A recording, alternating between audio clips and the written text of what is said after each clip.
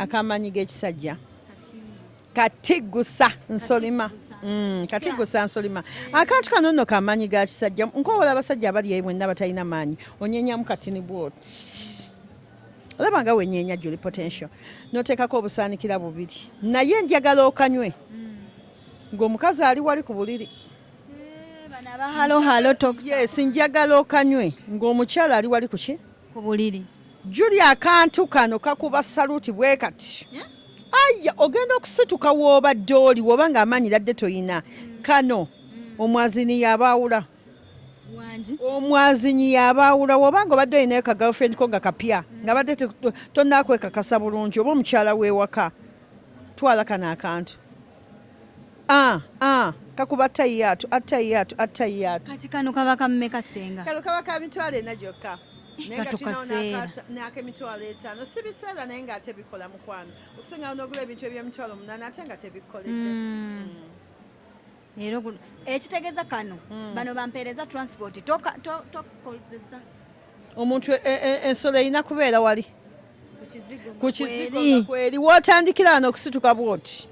Genda tandikirawo.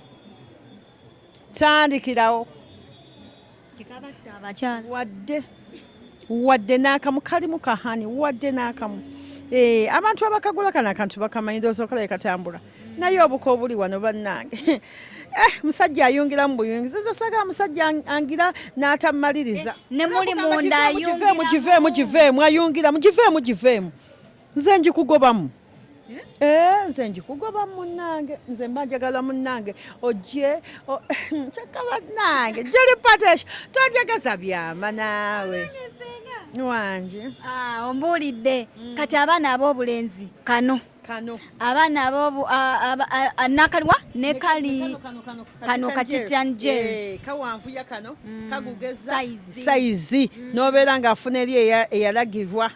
Doze enakuba ya tubwezi biri buli tubu ya mitwalo 13.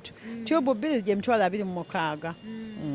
Ng'omujjako omukono toddamu kugira nti ate era tasobola nakwejjusa wadde n'akamu. Wano aba akimaze awanvuyiza agejjeseza amaanyi ayina ate wano mukwano omwazinyi yabaawukanya. Omwazinyi amala kwazina Allahu Akbar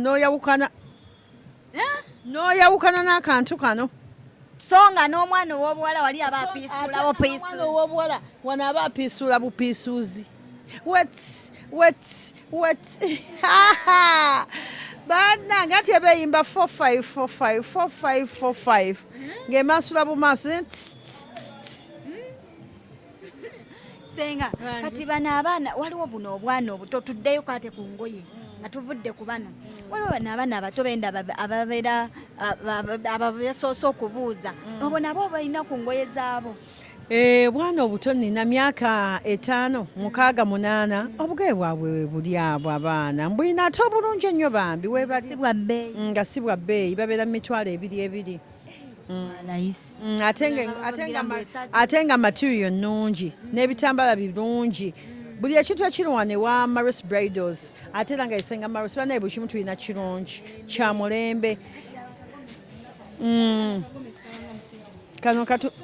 Kano si ka bbeeyi nnyo naye nga kalungi nnyo mitwalo 45. Nga sigenda kagula Senga. Nga togenda kagula yagala kwambala mu bwambazi mitwalo 10. Mitwalo 10 si kaseera mitwalo 10 naye oba onyumye.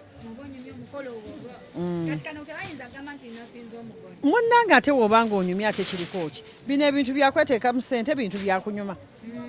Bino ebintu byakunyuma. Wanaawuliriza nno ebigambo by'abantu nti munnange bajja kuŋŋamba mbu nno nsinze omugole. Ekitukozesa ssente kwambala kunyuma. Ekitukozesa ssente kola ki? Ekitukozesa ssente kwambala kunyuma. Ka recording ako. Ekitukozesa ssente kwambala ki? Kwambala kunyuma. Okitegedde nnyo.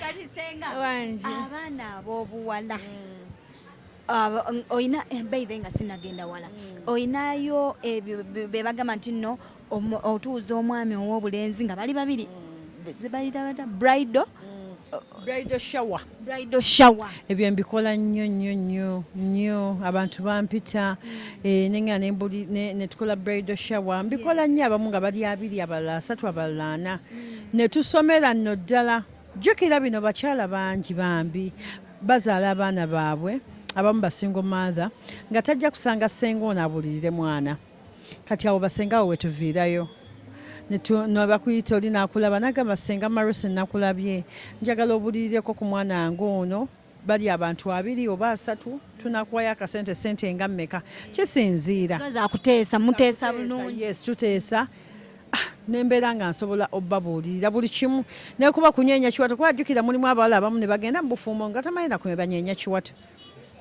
abamu n'obutiiti tebamanyi na mugaso gwa butiiti jasi bwambala butereevu ate ng'obutiiti obwo buwoomesa nnyo mulimu abasajja n'omwambalira akatiiti oba omumazi ne waba tannakukwatako ogenda okola nga atandika okusituka wansi awo atandika okusituka nti alabye katiiti obutiiti buwoomesa nnyo bunyuma nnyo ate bulina ne sawundi gye buvaamu eyo ng'omwami akwebaseeko so gwe mugaso gw'obutiiti okusinga kwama bulijjo ngamba abaana ab'obuwala obutiiti bwe batambuliza ebweru ate aba batambuliza ebweru bondoozo baba bakisusiza bususa naye ng'obutiiti bubeera munda kubanga buli obeera nga webase n'omwami wa bukwatako bw'ati ng'ali mu kukkatiza n'alaba nagamba n'ab'obulenzi mulinzi tanze 25 tebakulekewa 25 simanyi bannange simanyi kye munjagaza sikimanyi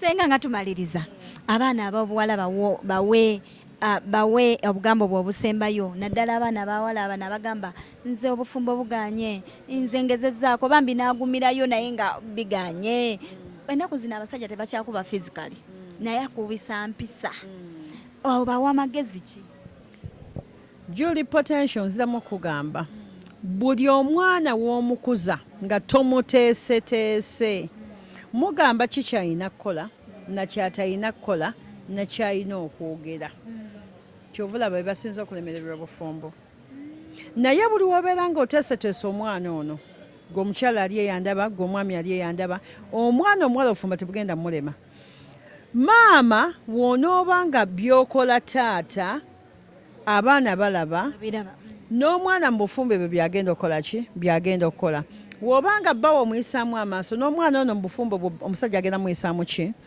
wobanga oddamu omusajja nga abaana bawulira n'omwana ono mu bufumbo bagenda kuddamu omusajja nga abakola ki mulimu abaana ab'obulenzi bo nga bakuzibwa bulungi nga tojja kumufuma tamanyi kintu kyakumuvuma kati nga weesanga nti gwe onooba oyogera oboggoka oba oyomba mukwana ebyo ebintu tajja bisobola akwatamu engoye zeezi n'akuleka ne weesanga myezi egi tokyamulaba essimu yakubulookinga kati naawe wootandikira ate okudduka ku musawo mbw ate akuwa eddagala era nze mbagamba abakyala abali ebiseera ebisinga omusawo si yagenda okuwa eddagala abeere nti nno omwami onadda mpisa ate eddagala eriroga omusajja n'aterera mu nfo nga naawe olina empisa senga Marusi yalina omwami omutuuza awo abeere nga kyekyo senga Marusi ku Anet Plaza era senga Marusi gwayagala okumufuna oba okumulaba oba okumugulako ebintu jangu wana ekizimbe bakiyita Anet Plaza. Anet Plaza wensangibwa ku first floor F11 enamba y'essimu wandiika 0702 60 85 05 oba osobola okuwandika eya MTN 0782 60 85 05 ku Anet Plaza wokka ogenda okunsanga ku first floor. Amina oyo abadde senga Marusi wano ku Anet Plaza first floor shop number oba room number F11. Nze Julie Potential tubeera ku Fictions tweyune subscribinga likinga commentinga ate ne ku Julie Potential 751 tunoonyeko tugenda kubanga senga Marusi tumuddiŋŋana naye ng'alina obugoye obw'omulembe ebitambala byokka omugole njagala kulagako akagoye akalungi